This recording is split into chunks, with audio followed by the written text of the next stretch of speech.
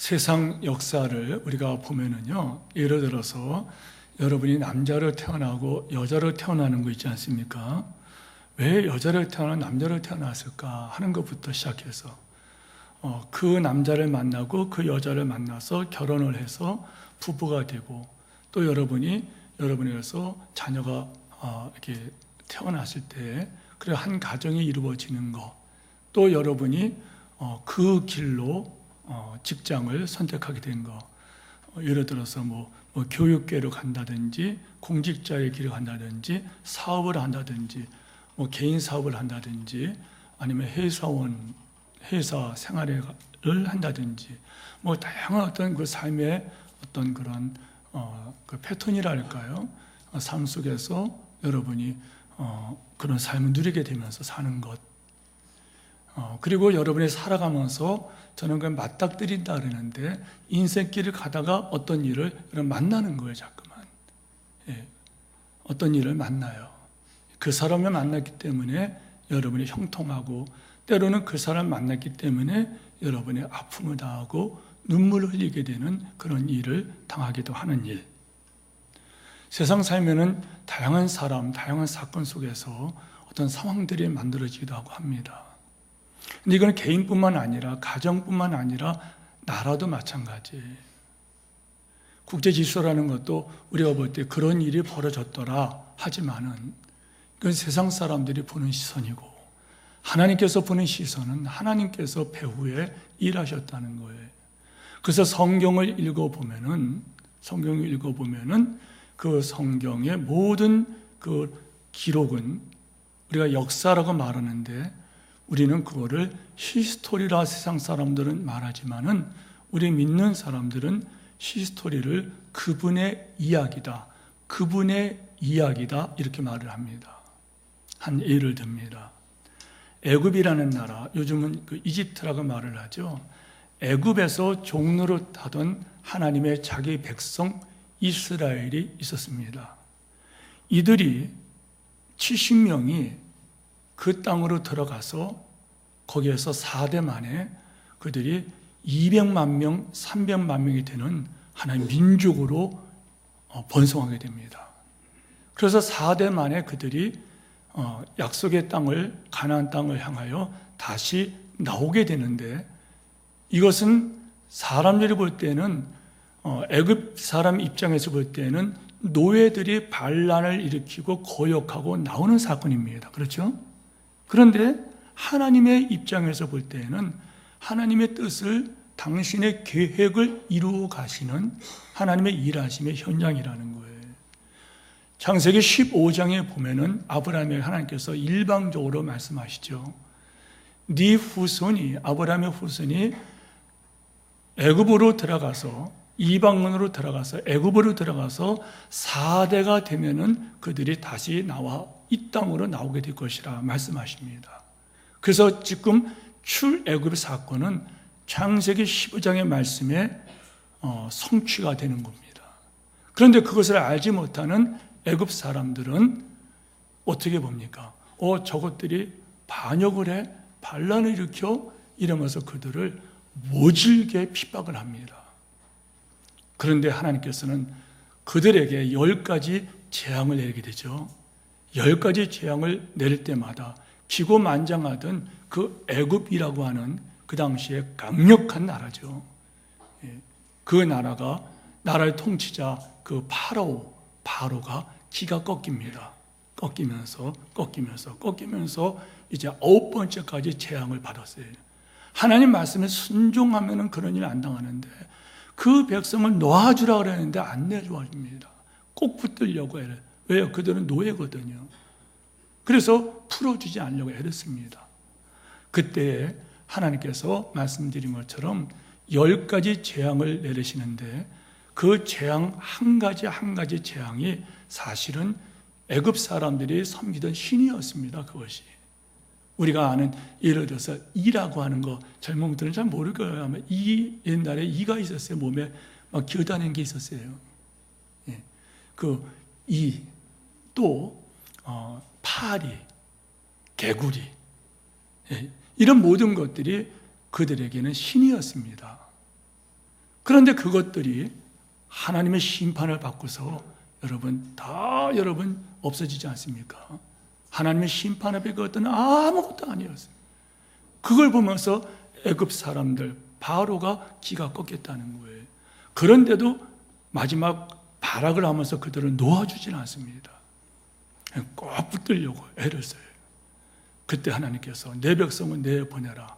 그렇지 않으면은 네 애굽에 있는 네 아들부터 시작해서 애굽에 있는 모든 애굽 사람들의 장자를 내가 치겠다. 장자를 죽여버리겠다 그래요. 장자뿐만 아니라 사람뿐만 아니라 짐승의 초태생까지 처음 난 모든 것은 다 죽이겠다고 말씀하십니다. 성경에 나와 있는 것을 지금 설명하고 있는 거예요. 오늘 하나님께서 모세를 통하여 이스라엘 백성들에게 말씀하시죠. 너희는 오늘 양을 잡아라. 각 가정에서 양을 한 마리씩 잡아가지고 그 양을 잡을 때 피가 나오면은 그 피를 가지고 인방과 그 문지방에 발라라. 그래서 피를 이렇게 바른다는 거예요. 이렇게 문에다가 피를 발라라. 피를 바르면은 내가 애굽 사람들을 심판할 때 애굽의 장자들을 그리고 짐승들을 모조리 죽여버릴 때에 죽음의 심판을 내릴 때에 피가 있는 그 피의 표시가 있는 그 집은 들어가지 아니하고 심판이 들어가지 아니하고 심판이 넘어간다는 거예요. 패스 오버 한다는 거예요. 넘어간다. 유월할 것이다. 하나님께서 자기 명령으로 이렇게 하십니다. 그러니까 일방적인 그리고 조건 없는 그리고 하나님께 자기 백성 보호하기 위한 그런 약속의 말씀을 하십니다. 하나님 백성들은 하나님 말씀을 들었습니다. 그리고 그 말씀을 순종합니다. 그래서 양을 잡습니다. 그래서 피를 문에 바르고 그들은 그 집에서 피를 바르고 집 안으로 들어가서 나오지 않았어요. 하나님 말씀대로 그날 밤에 심판을 위임받은 천사가 죽음의 심판을 애굽 전역에게 심판을 시행하는데 여러분 피가 있는 집은 넘어가고 피가 없는 집은 표시가 없는 집은 그 심판이 그 집으로 들어가서 구중궁궐 애굽의 바로의 아들부터 죽여버립니다. 그리고 그 죽음의 심판은 온 백성 모든 사람들에게 죽음의 심판이 임했다는 거예요. 여러분 보세요. 애굽에 있는 모든 사람이라고 말했는데 애굽에 있는 모든 가정들을 말했는데 여러분 한 가족에 장자가 아닌 사람이 장자가 없는 집안이 어디 있어요? 혹시 남편이 아버지가 장자가 아니면은 그 아버지의 자식인 그 자식들에게는 첫째가 있단 말이에요. 그렇죠? 그럼 무조건 장자가 다 죽었으니 어떤 집은 어쩌면 할아버지, 아버지, 장자까지 3명이 죽었을 것이고 어떤 집은 아버지하고 아들이 죽었을 것이고 어떤 집은 아들만 죽었을 것이고 이와 같이 장자가 다 죽었다는 거예요. 곡소리 나는 그날 밤 여러분 지나고 나서 보니 피를 바른 집은 한 사람도 죽음의 심판이 들어가지 못했다는 거예요. 하나님께서 말씀하시면서 이것을 너희가 기념하라. 유월절이라 이름을 붙여서 기념하라. 유월이라 넘어갔다는 거다. 심판이 넘어간 이것을 기념하여 지켜라. 그래서 유월절 절기가 만들어집니다. 그리고 신약으로 넘어와서는 그때에 예수님께서 이 땅에 오시고 그 모습을 본 세례 요한이 이런 말합니다. 보라, 하나님의 어린 양이로다.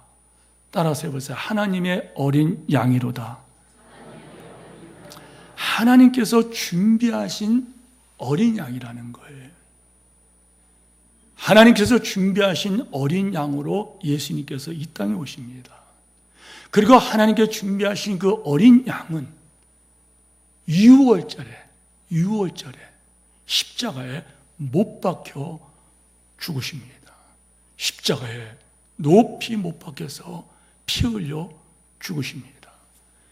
그리고 그 피를 믿는 사람들, 유월절에 문에다가 피를 바른 그 사건이 유월절 사건인데, 그때 죽음의 심판 지나간 것처럼 이제는 예수의 피를 믿는 사람들, 예수의 피를 받아들인 사람들, 예수의 피의 약속을 믿는 사람들, 예수의 피가 우리를 모든 짓을 깨끗하게 했다는 그 하나님의 약속의 말씀을 내가 믿습니다 하고 받아들인 사람들은 죄와 사망의 이 권세, 죄와 사망의 심판을 받지 않는다는 거예요.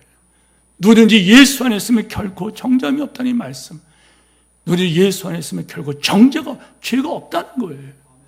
생명을 주시는 성령의 그 권세가 죄와 사망의 권세에서 너를 해방했다, 풀어줬다는 거예요. 할렐루야.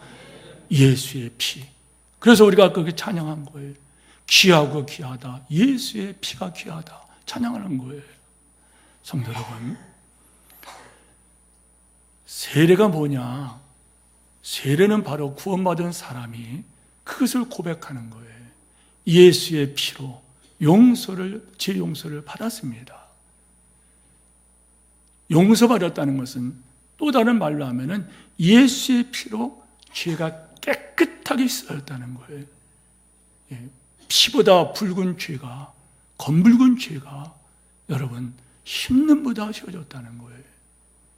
저 바다에다가 이런 돌멩이 하나 던져버리면은요, 여러분 그 돌이 보이지 않는 것처럼, 동쪽에서 서쪽이 서로 만날 수 없는 것처럼 우리는 죄와 상관없는 자가 되었다는 거. 할렐루야.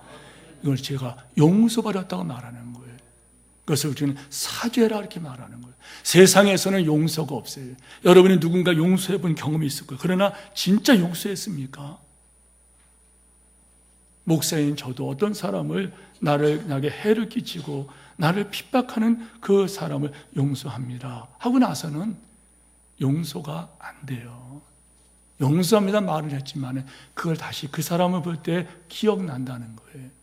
기억났다는 것은 용서를 안 했다는 거예요. 성경에서 용서의 개념 뭐냐면 기억이 안 난다는 거예요. 성도 여러분, 그렇게 우리가 신분이 변했어요. 세례가 뭐냐? 그래서 이제는 우리 옛사람이 잠긴다는 거예요.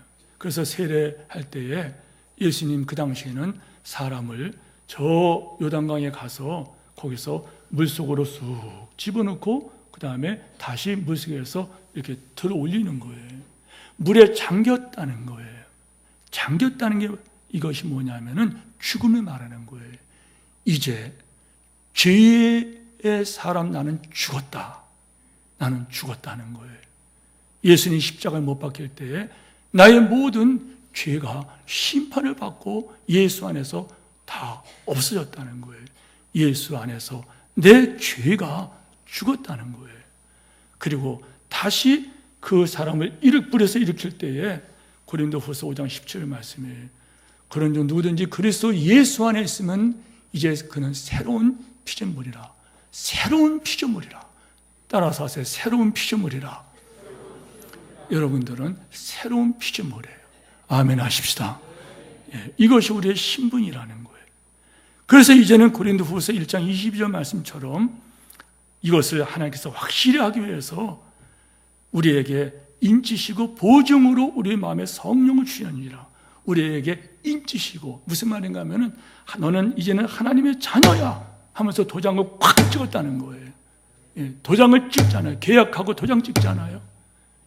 그리고 도장을 찍은 것처럼 너는 내 것이야. 성령께서 우리에게 도장을 찍고 우리가 하나님의 것이 되었다는 거. 할렐루야. 이것을 말하는 거예요. 그래서 베드로후서에 보면 이런 말씀이 있어요. 그 물은 지금 여러분을 구원하는 세례를 미리 보여준 것입니다. 세 번역입니다. 세례는 육체의 더러움을 씻어내는 것이 아니라 육체의 더러움은 목욕탕 가서 씻으면 되죠.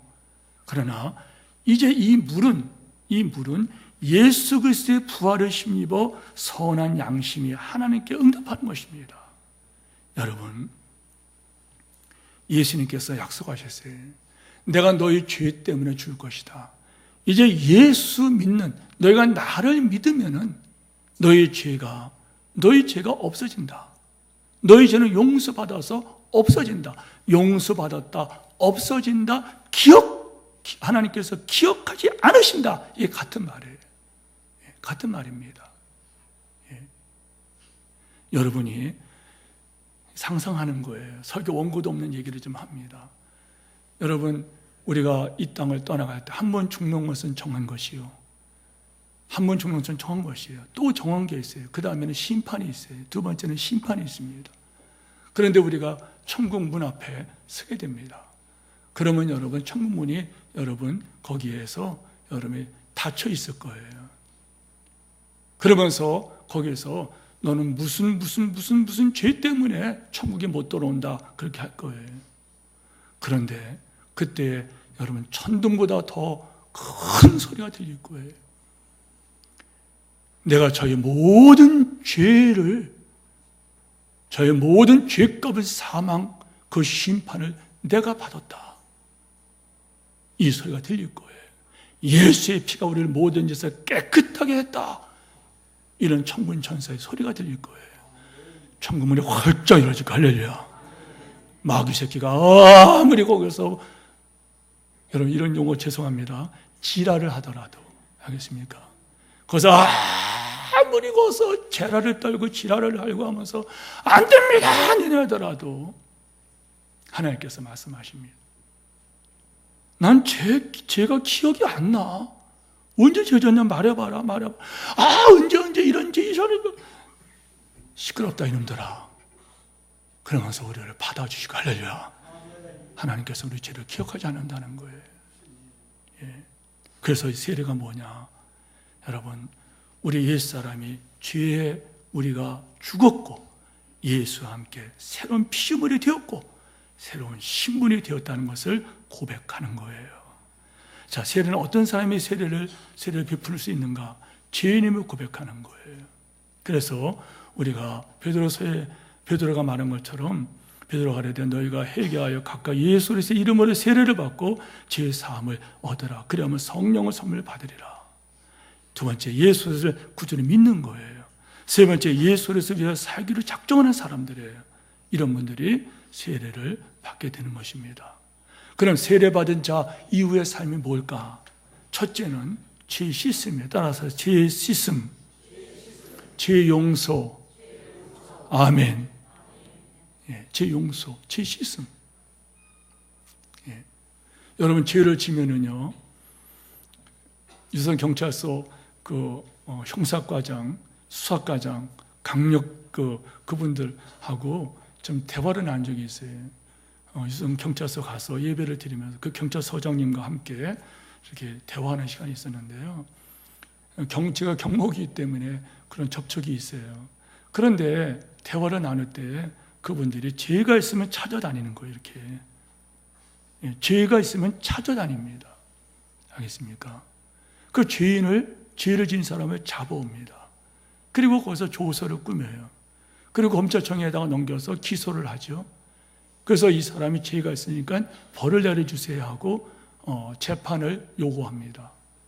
그래서 재판에서 판사가 그 죄를 법에 따라서 심판하죠. 근데 여러분, 그게 뭐냐 하면은 거기에서 여러분 그 기소된 그 문건 자체를 없애버렸다는 거예요. 알겠습니까? 문건 자체가 없어졌다는 거예요. 그러면 무슨 기소를 합니까?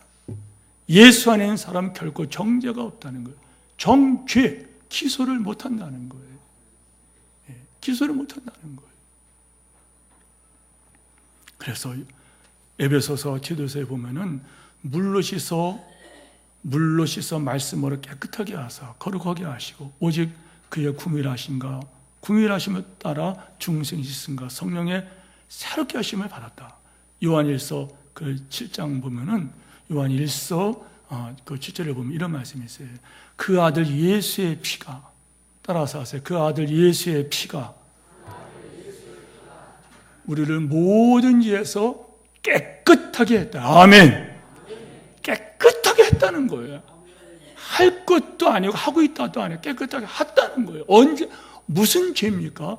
여러분 과거의 죄부터 지금 여러분 마음속에 있는 죄, 그리고 행할 앞으로 여러분이 또 넘어지고 자빠지는 그런 죄까지, 여러분이 이 세상을 떠날 때까지 이 세상에 있는 모든 죄가 깨끗하게 됐다는, 할렐루야, 깨끗하게 됐다는 거예요. 예, 깨끗하게 됐다는 거예요. 에베소 1장 7절, 그 피로 말미암아 구속고 죄 사함을 받았느니라. 받았다는 거예요. 인간의 지은 죄는 스스로 저절로 없어지지가 않아요. 인간의 노력으로 닦을 수 있는 것이 아니에요. 없앨 수 있는 것이 아니에요. 여러분, 오직 예수님의 보배로운 피를 믿고 용서를 받을 때 씻김을 받는다는 거예요. 아멘 하시기 바랍니다. 두 번째, 죄사함의 외적인 고백입니다. 구원은 예수를 나의 구세주로 믿을 때에 된다는 거예요. 예수의 피, 예수의 피, 문에다가 양의 피를 바른 것처럼 하나님께서 준비하신 어린 양의 예수의 피를 여러분이 받을 때에, 믿을 때에, 그걸 내가 믿습니다 할 때 여러분의 생애는요, 죄가 없어지고 하나님의 자녀가 되는 권세를 얻게 된다는, 할렐루야. 그리고 이제는 세례를 받을 때에 여러분의 복된 그 삶이 뭐냐 하면은, 이제는 허물과 죄로 죽었던 자가 다시 사는 것이다. 에베소 2장 1절에 보면은 허물과 죄로 죽었던 너희가 다시 살아났다, 이렇게 말씀합니다. 고린도후서 5장 17절 말씀, 예수 안에 있으면 그 사람은 새로운 피조물이 됐다, 이렇게 말씀합니다. 자, 새로운 피조물이에요. 새로운 사람이라는 거예요. 자, 그러면 새로운 사람은 도무지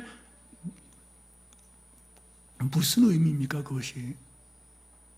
그래서 우리가 주일 성수하는 거예요. 성수입니다. 성수. 성수니까 거룩함을 애써서 지키는 거예요. 거룩할 성자죠. 성수. 애써서 지킬 수. 애써서 지키는 거예요. 주일을 여러분이 지켜야 돼요. 이거 뭘 말하면 아십니까? 주일날 예배 드리지 않습니까? 예배라는 말은 쉽게 말하면 하나님 칭찬하는 거예요. 하나님께 감사하는 거예요. 월십이라는 말이 그만한 그런 가치가 있는 분이에요. 그래서 그분에게 우리가 박수 쳐드리고 그분에게 감사 고백하는 것이 예배입니다. 할렐루야. 그분의 말씀대로 살겠다고 결단하는 것도 예배가 아닙니까? 여러분 주일 예배를 드리면서 여러분이 이제 파송받아 보냄받아 여러분이 아까 말한 직장이고 어디 가정이고 가서는 여러분이 하나님을 기쁘게 드리는 그런 삶을 사는 거예요. 그게 삶의 예배입니다. 또 한 가지, 구원받은 사람은 오늘 세례받은 분들, 오늘 세례받을 분들, 여러분들은 11조 생활을 해야 되는 거예요. 왜 갑자기 11조 돈 얘기를 합니까? 바로 이것 때문에 그래요. 여러분, 우리가 세상에 올 때 아무것도 가져온 것이 없으면 아무것도 가져가지 못하리, 이렇게 말씀했어요. 구원받은 사람은 이제는 새로운 피조물이에요. 그 사람은 그때 깨달아요. 깨닫습니다. 내게 있는 내 목숨, 내게 있는 이 몸뚱아리, 내게 있는 물질, 이 모든 것은 하나님의 영광을 위하여 드려지고 쓰임 받도록 하나님께서 내게 맡겨주신 것이다. 아멘 하십시오. 그러니까 나는 뭐예요? 그걸 관리하는 것이다 하는 거예요. 그분의 뜻대로 관리해야 돼요. 그래서 여러분이 하나님의 영광을 위해서 하나님의 뜻을 드러내는 일에 여러분이 삶을 사겠습니다. 시간을 드리겠습니다. 물질을 드리겠습니다. 내 뜻대로 마옵시고 주 뜻대로 마옵소서. 주 뜻대로 되옵소서. 우리 가운데 아무도 자기를 위해 사는 자고 자기를 위해 죽는 자도 없도다. 살아도 주를 위해 살고 죽어도 주를 위하여서 사나 죽으나 주의 것이라. 이런 고백을 한다는 거예요. 그 고백이 뭐냐면 11조 생활이에요. 그 대표 원리입니다. 11조 열의 하나를 드리면 나머지도 내 거다 이런 게 아니라 열의 하나를 드리면서 나머지도 주의 것이었구나 고백하는 것을 날마다 고백한다는 거예요. 그래서 세례교인들은 하나님의 뜻을 이루는 그 일에 들여주고 쓰임받는 여러분 되기를 축원합니다. 성찬은 여러분이 잘 아시는 내용이에요. 여러분 세례가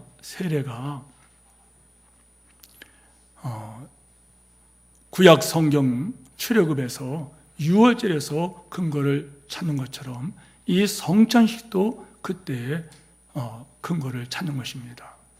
여러분 예수님께서 유월절에 잡히시지 않습니까?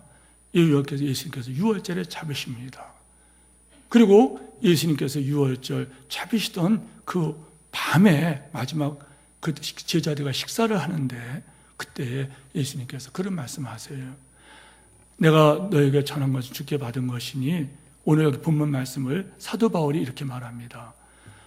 곧 주 예수께서 잡히시던 밤에 떡을 가지사 축사하시고 떼어 이르시되 이것은 너희를 위한 내 몸이니 이것을 행하 나를 기념하라 하시고 식후에 또한 그와 같이 잔을 가지시고 이르시되 이 잔은 내 피를 씌운 새 언약이니 마실 때마다 나를 기념하라. 이렇게 말씀하십니다. 여러분 뭘 말하는 거예요? 자, 우리가 성찬식을 할 때 이제 떡이라 말하죠. 우리는 빵을 아주 간단하게 이 빵과 그리고 포도주를 조그만 포도주를 이렇게 마시게 됩니다. 그래서 뭘 말하는 거냐 하면은 여러분 주님께서 말씀하신 대로 이 떡은 뭐냐? 예수의 몸을 말하는 거예요. 예수의 몸이 찢어지름을 말합니다. 예수의 몸이 죄값으로 드려지는 제물 등을 말하는 거예요. 예수께서 나의 모든 범죄를 용서하기 위해서 제물로 드려졌다 하는 것을 고백하는 거예요. 피는 뭘 말하느냐? 예수님께서 말씀하셨어요. 이 잔은 내 피로 세운 새 언약이니 예수의 피로 내 모든 죄를 용서했으니. 여러분 속죄라는 말이지 않습니까? 리딤션이라는 말인데요. 이 속죄라는 이 말은요, 값주고 샀다는 거예요. 우리가 죄의 노예가 돼서 죄가 우리를 끌고 다니는데, 죄가 우리를 끌고 다녀요. 그런데 그 노예를 돈 주고 사면은 내가 사는 거잖아요. 내 거잖아요. 우리가 죄에 끌려다니고 심판의 멍에에 끌려다니면서 결국에는 죄를 말미암아 심판을 받게 되는데 예수의 피로, 예수님이 십자가의 피로 흘려주심으로 우리를 값주고 예수의 피로 우리를 풀어주셔서 우리로 하여금 존귀한 하나님의 자녀가 되는 권세를 얻게 하셨고 하나님의 영광을 위하여 살아가는 일꾼으로 세우셨다는 거예요. 이것이 바로 포도주를 마신다는 거예요. 이 말씀을 의식하면서 여러분 믿음 생활 잘 하시기를 부탁합니다.